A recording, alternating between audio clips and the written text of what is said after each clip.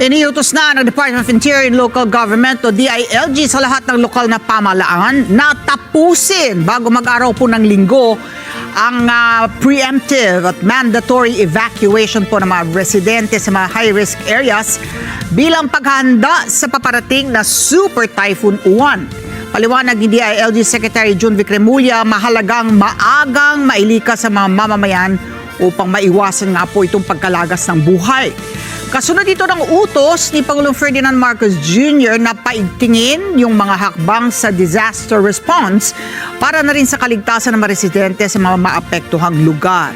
Inatasan din ng DILG ang mga LGU na tiyakin na handa na po yung mga evacuation center na mayroong sapat na supply ng kuryente at yung pong maayos na pamamahala sa mga evacuee. Pinaigting din ang koordinasyon sa mga Regional Disaster Risk Reduction and Management Councils at yung pagbibigay ng tamang impormasyon sa publiko.